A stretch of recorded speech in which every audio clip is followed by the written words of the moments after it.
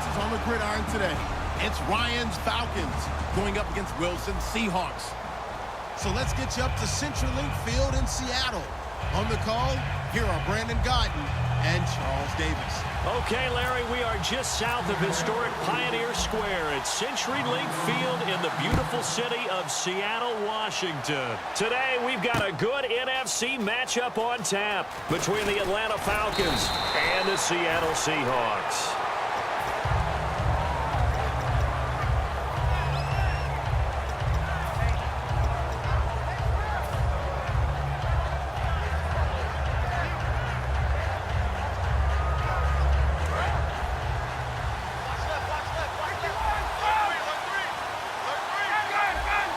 Freeman, the lone man in the backfield.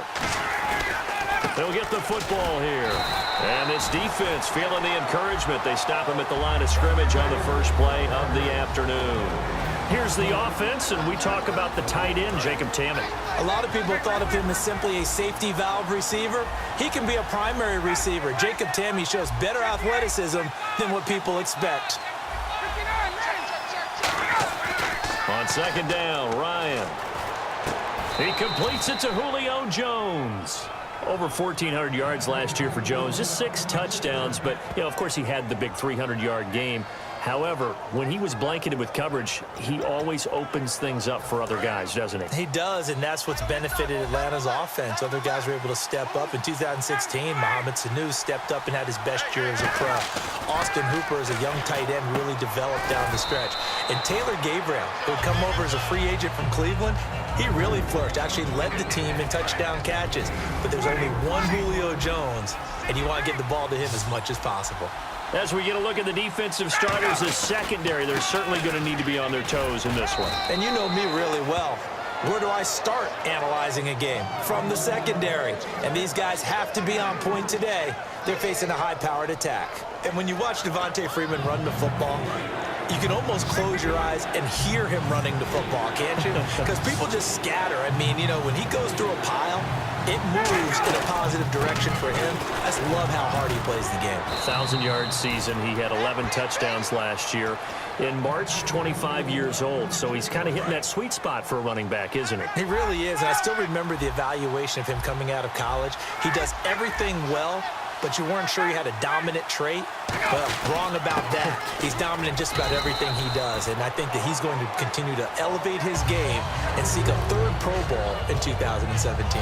Clock rolling as we hit the midway point of this first quarter. We always like to talk about defense in terms of levels. 1st level defensive line, 2nd level linebackers, 3rd level defensive backs. On that run, that was what we call a 1st level run, and it was stopped by a 2nd level player. And he'll be hit as he releases it, and that'll fall incomplete. Not too many things get to a quarterback of this magnitude, but I think it's safe to say that pressure can get to any quarterback. Now, he's obviously a great franchise quarterback, but felt the pressure, threw it incomplete. Here comes the 7th play of this opening drive. They've moved it well, but here's 3rd down. A fake to Freeman. Now it's Ryan. He's going to fire one deep, middle of the field. And a shot taken on 3rd down, unsuccessful. 4th down now. What I loved about meeting with these coaches before the game is we didn't even have to ask any questions. They told us that they were going to be aggressive and push the ball downfield. They weren't successful on that play, but look for them to try it again later. And look at this. They're keeping the punter on the sideline. They're going to go for it here on the opening drive.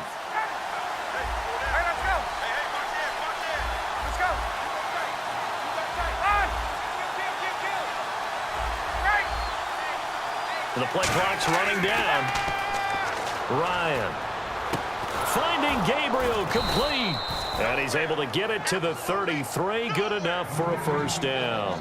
I remember in pregame when we were talking to him on the field, and he took his gloves off and showed us his fingers. A few misshapen ones in there, and now we know why, trying to catch those types of bullets. That was a dart. Yeah, even for a talented receiver, those are tough to hang on to. The former Indiana Hoosier here, Tevin Coleman. No gain on the play there, 2nd down. Nice job there defensively to clamp down because really they've been on their heels this drive. Agreed, and they really needed that one for confidence, just to feel a little bit better. But I don't know if I would be daunted by them stopping me on one run. This drive has gone pretty well. I could come right back at them. First carry now for Teron Ward. He winds up getting only a couple there, down to the 29. The tackle made by K.J. Wright. Well, I think we know by now that every run is not going to be broken and get all the way to the end zone. But these short ones still have their value. You can still set up your play action and throw the football. You control the clock because you have the ball and they don't. And often the physicality sets the tempo for the game. On third down, Ryan. And he can't hang on to it. Nearly picked. He's known for his hands defensively. But instead it just brings up fourth down.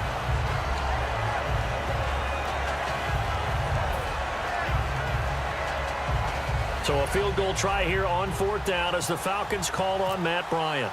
This one from 46 yards out. And he missed it. It's no good. And this will remain a scoreless game. Well, that opening drive looked good for a moment there, but they'll wind up being turned away thanks to the missed field goal. And those especially hurt when you come into a game on the road. You're trying to get things to go your way early, and now you suffer a setback right out of the gate.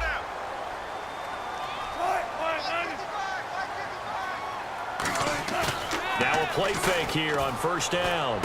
And this is caught. It's Jimmy Graham. You know, Charles, for Graham, so much concern early in the season about whether he'd be ready to play this year, what would happen recovering from the tendon. Not only was he ready, he played every game this season for Seattle. And it wasn't just the injury concern with Jimmy Graham. It's how Seattle runs their offense. Remember, when he was in New Orleans, he could expect a ton of passes to come his way. But in Seattle, that number was going to be reduced. Would he be able to maximize what they were going to throw in his direction? And he certainly did this year, 65 catches. 65 catches, just shy of 1,000 yards, 6 touchdowns, too.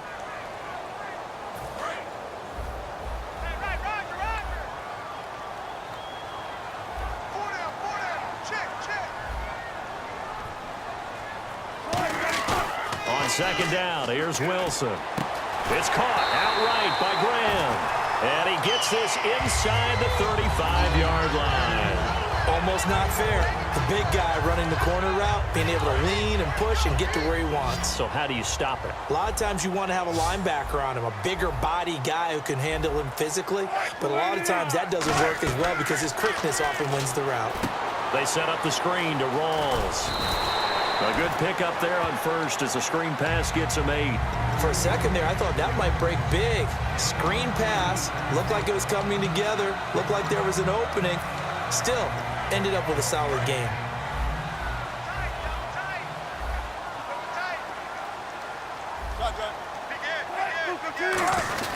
On second down, Rawls. And they'll lose a yard that time, and that's going to lead to a third down.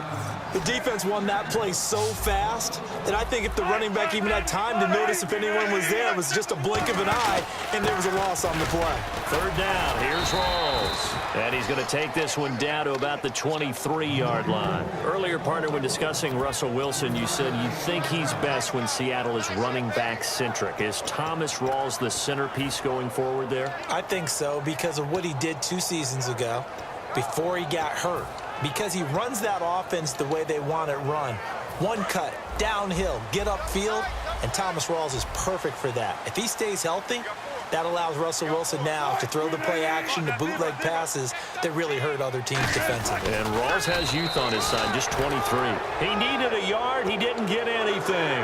And the Falcons defense stands tall. They'll get the football back. Atlanta now coming out on the field. And they had compiled a pretty long drive last time. Unfortunately, though, it ended with no points after the missed field goal. And that can hurt the psyche of a team because as they drove downfield, you know you're never supposed to count points in your mind until they go up on the board. But let's face it, we've been there. We've seen teams before.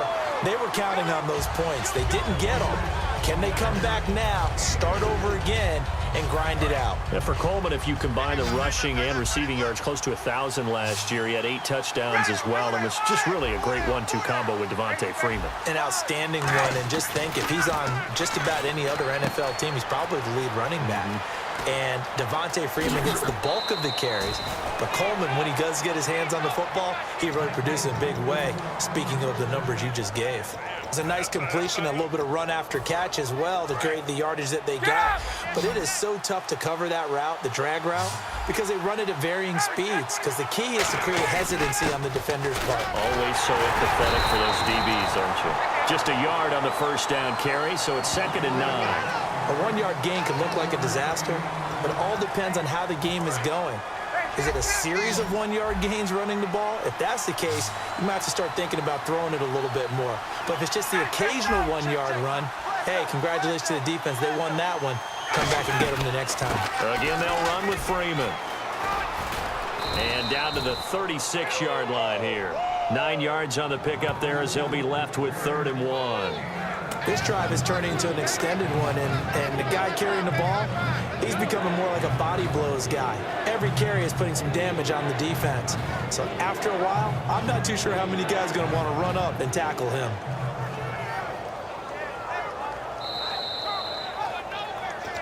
Two minutes remain in a scoreless first half. Back to CenturyLink Field after this. And they only need a little bit here. 3rd down and very short. They'll run it now out of the gun. Room here to run. Give them 11 yards that time and a new set of downs. Whenever we meet with coaches and they always talk about wanting to establish running the football, it's oftentimes with a good tight end who can control the line of scrimmage and the point of attack, and they're becoming harder to find because the colleges are giving us a whole lot of receiving tight ends, former wide receivers who can run, not necessarily block very well. In this case, though, we saw 2 tight ends on the field, both of them with the ability to block, and he ran the ball successfully behind that power set. This is Freeman on 1st and 10. And able to push his way forward here for a good little gain. It's a 6-yard pickup, and it gets him to 2nd and 4. Some runs are blocked so well, you almost forget that someone has to carry the ball to gain the yardage. The leverage by the offensive line to create space up front, really well done. And he'll get this one down to about the 17. And now the Seahawks are going to take a timeout here on defense. It's just their first, so they'll have 2 remaining here before we get to halftime.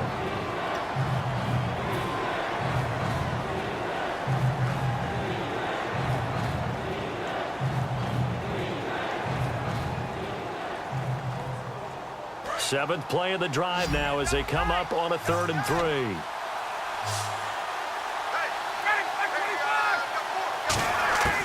Ryan now to throw on 3rd down. Sanu with a grab over the middle. A gain of 4 then. And now the Seahawks are going to call another timeout.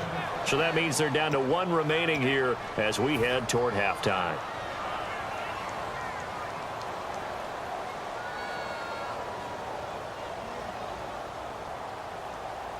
Fresh set of downs here.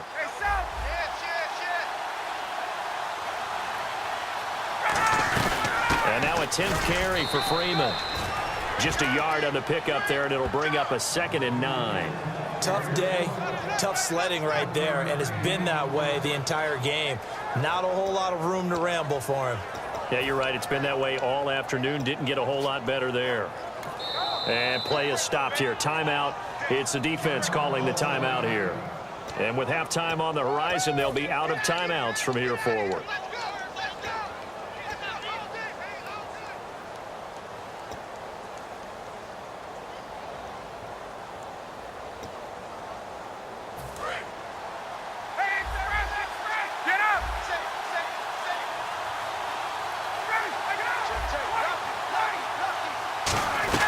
On 2nd down, Freeman.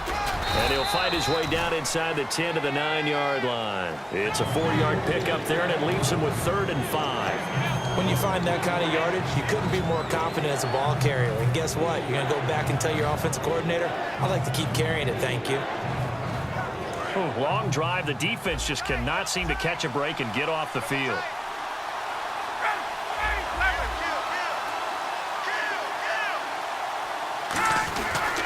the play fake to Freeman. It's Ryan.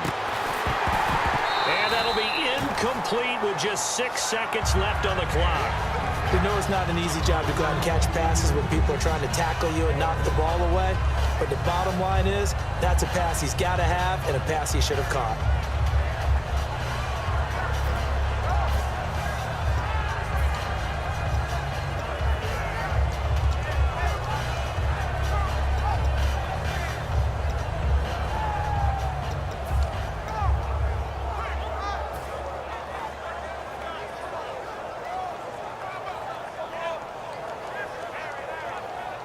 And no move to get the offense off the field. They're going on 4th and 5.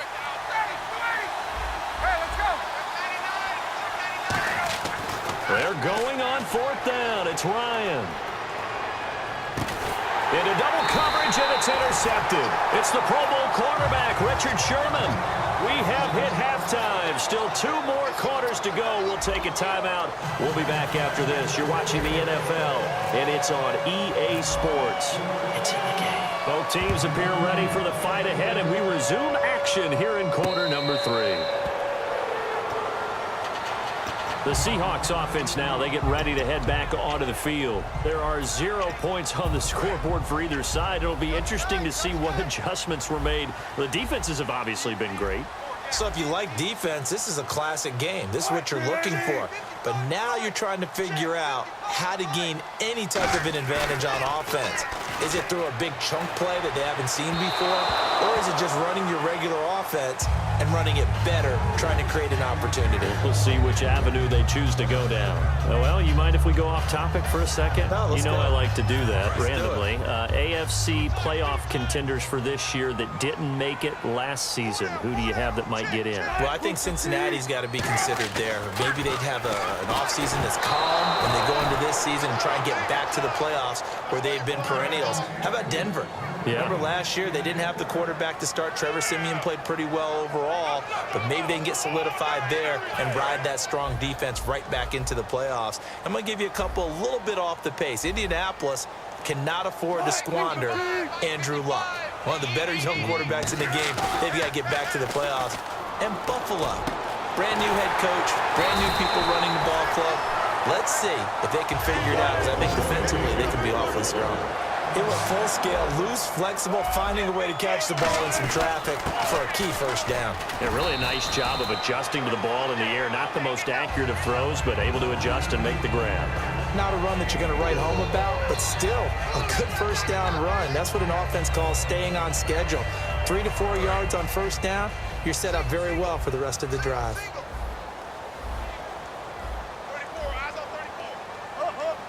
Rawls, the lone man in the backfield. Now Wilson on second down. And that is incomplete here. Jimmy Graham, the intended receiver. And it'll bring up 3rd down. A pretty good coverage there, and both of these defenses, they've had good coverage throughout this one. No doubt about it. And in today's NFL, where we're used to a bit more scoring, this feels almost like a well-pitched game in baseball on both sides where the tension continues to build. Who's going to make the big play? On 3rd down, Wilson. Throwing for his running back, and he's got him complete. Call it a gain of 5, and that'll bring up 4th down. So much about offense is what you call hidden yardage. You know, you throw the ball to someone, they catch it, and then they can make a big play. You know, they create a play, run after catch. They did a really nice job there of limiting that and keeping him from a first down. Yeah, stopped him in his tracks. Here we go on 4th with Wilson. And it is incomplete. Boy, a curious decision to go for it. Doesn't pan out. And the Falcons will take control of the football in great field position. Here comes the Falcons offense. It's their first possession of the second half now. Their defense did its job, yielded no points. Now it's the offense's turn. And how much fun is that when you set things up to start a half and you just tell you guys, hey, if you can shut them down, get it back for our offense, we can roll.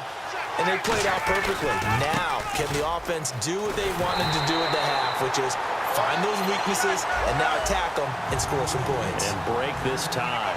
It's a loss of a yard there, and now second down. And they're going to speed things up here. Now Ryan on second down. And this is Gabriel on the catch. And they'll get 9 there as that sets them up better for third down. Still in search of the first down after that last completion. Slant route's effective no matter who's running the route and catching the ball. But when you have a receiver of that stature, you have to be a little bit more precise throwing it. You don't have the same catch radius with the bigger targets.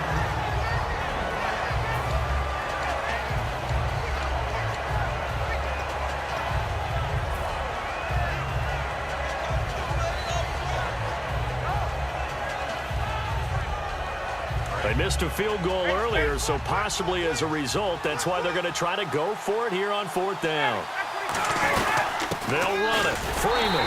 And he's able to get the first before he's taken down at the 36. And this is a spot where you have your offense stay out there to get those few inches. It's too long for a field goal. It's not worth punting. So this is the right decision as far as I'm concerned. And they wind up picking up the first down.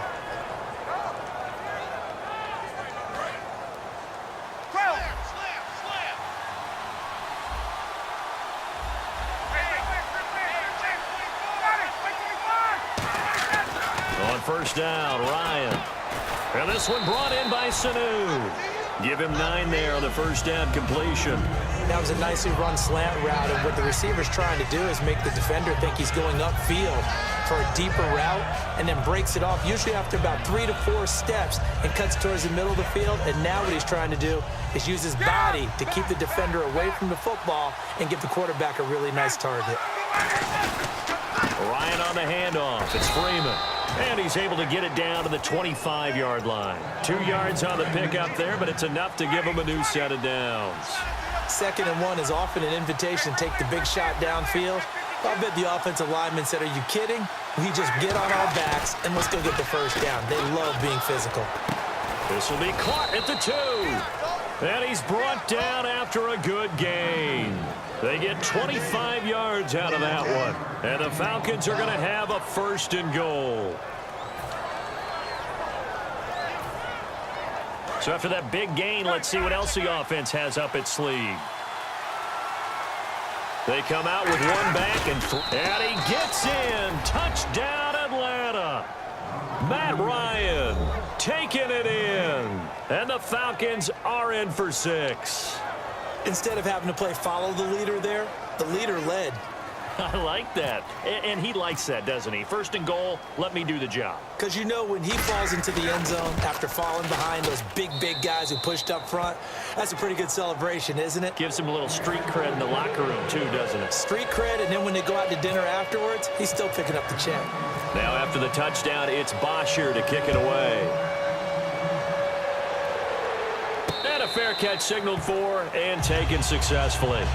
The Seattle now ready to march out of the field. And last time this unit was out here, costly turnover, and then that turned into 6 points. They've got to make amends. And how many times have we sat in meetings with coaches and they use the term complementary football? Offense take care of the defense, defense take care of the offense. That didn't happen on the last possession. This is a chance for them to pick themselves back up and help their team. Yeah, we'll see if they can recoup and recover. And left side here, it's Graham. That one goes for 13 yards, and it moves his sticks. So much goes into a successful play, doesn't it? How about that play action there? Freezing the defense just enough to bring the tight end free downfield for the completion.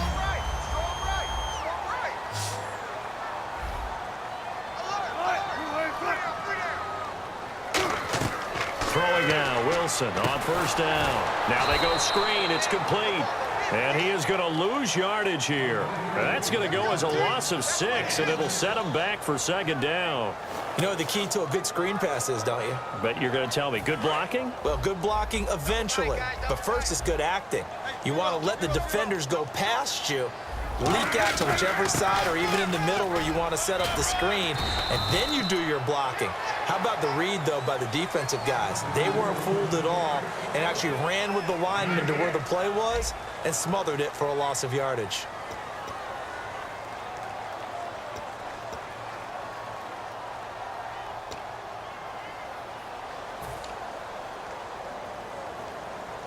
7 yards remain now on third down. 19.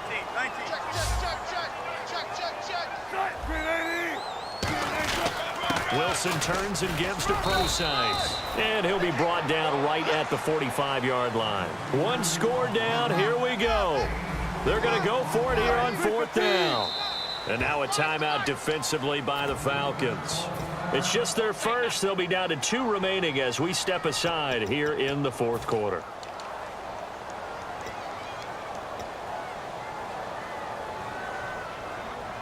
Well, the offense is not leaving the field. They're going to stay out and go for it on 4th and 3. Here we go. It's Wilson on 4th down. And able to find Graham. Complete. They'll give him 8 on the play, and they're able to pick up the conversion here on 4th down.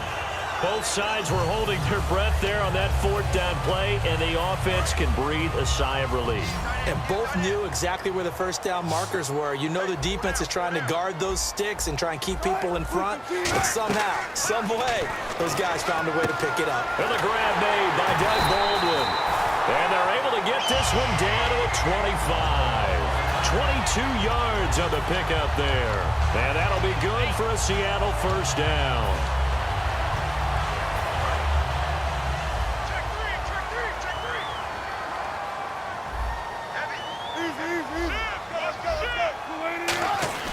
Back to the ground attack. It's Rawls. And he'll get a couple here down to the 22. Well, so many times we look at a short run and we praise the offense for trying to set the tempo and establish things. But the defensive guys, hey, they just won the battle there. It wasn't a big run given up. They don't always have to absorb the body blows. Sometimes they dish them out themselves. They stay on the ground. Rawls again. And he is met at the line of scrimmage, and he goes down right there. And the Falcons going to use another timeout. That's going to leave them with just 1 remaining here in this fourth quarter.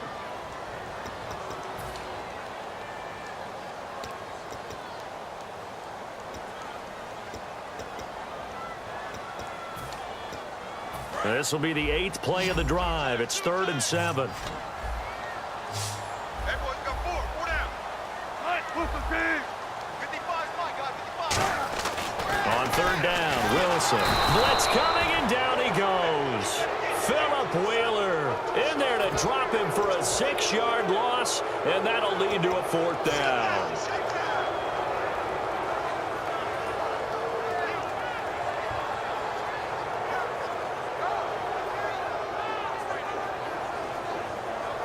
Looks like the offense is going to take another shot here. They're going on 4th and 13.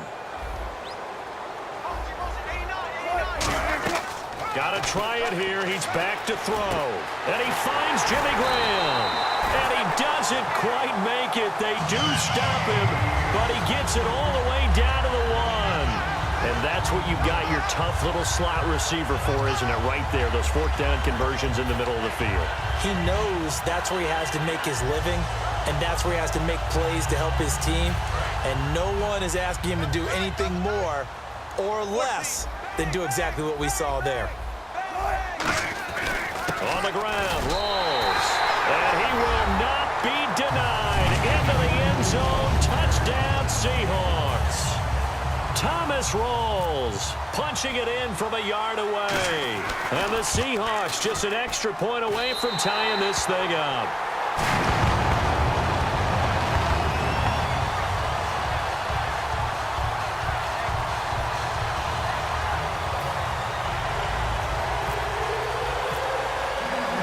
So here comes the kickoff now, all even here in this fourth quarter.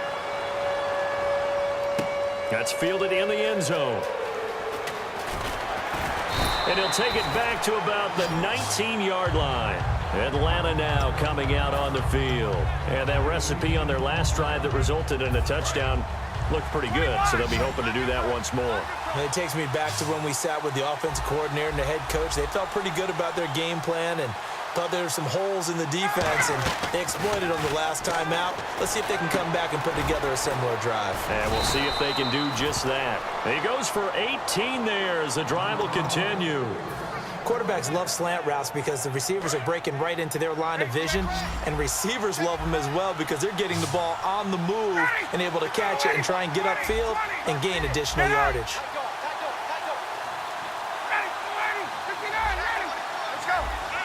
Freeman, the lone man in the backfield. They're going to give it to him running right. Trying to find a lane, but instead he'll get back to the line of scrimmage and no more. That's going to go as a loss of a yard, and it'll be second down. Time for a break. We'll come back and see how it all shakes out after this.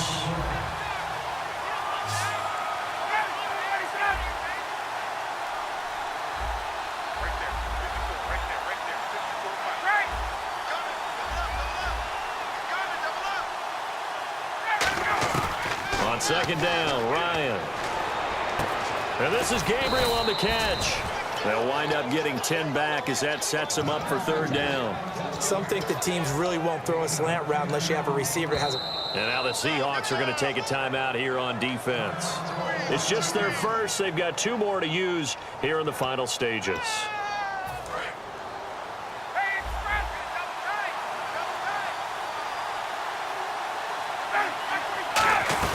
On third down, Devontae Freeman. And he's got a first down as he's up to the 48. They only get 2 there, but on third and 1. And now the Seahawks are going to call another timeout. That'll leave them with just 1 remaining in this 4th quarter of play.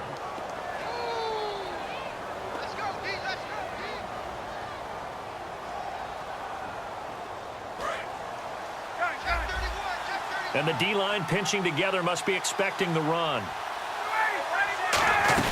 Freeman again, a first down carry. And he's going to fight his way forward here for a modest gain. 5 yards is the tally on first down. That brings up second and 5. Now that's exactly what you want on a first down run. Pick up 5 yards, bring up second and 5. The defensive line, though, they've got to figure out a way to out-leverage the guys up front because the offensive line is winning at the point of attack. They pick up 12 on the play there, and they move the chains.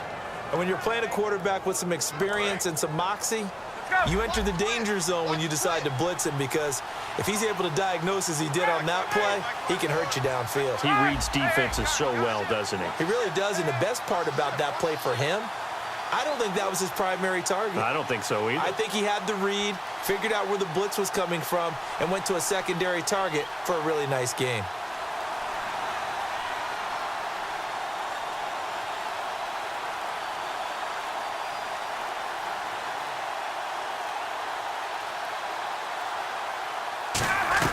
Now Freeman, he's been busy today. And he'll work his way inside the 30 now to the 28. A good run there on first down, and it'll leave him with a second and 2. And once again, leverage wins. The offensive line, lower than the defensive front. They moved them and found some good space for the guy carrying the ball.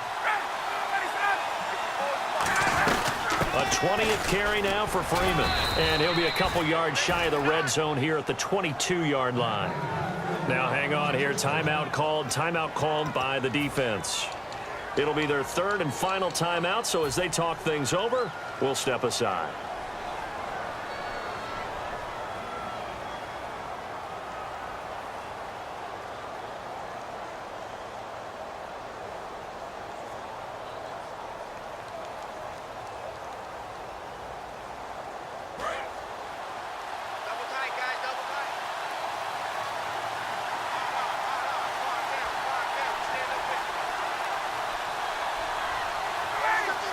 And they will take a knee and set up what would be a potential game-winning field goal try. It's a loss of a yard there, and now second down.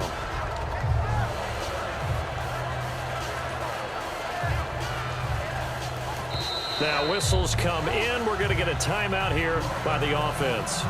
That'll be their 3rd and final stoppage here as we step aside. So it's all up to the other Matty Ice. Matt Bryant now with 3 seconds to go. This for the win.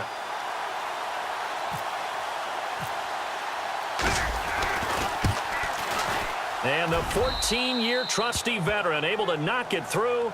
And the Falcons are going to win the game. Well, Charles, the old saying, the old cliche, if you will, points at a premium, that certainly applied here, didn't it? And that almost like opened up a time capsule, didn't it? Old school football, low scoring, close game. What a way to finish it up. You loved it, didn't you? You loved the defenses. I certainly did. Brought back the images of the game of old.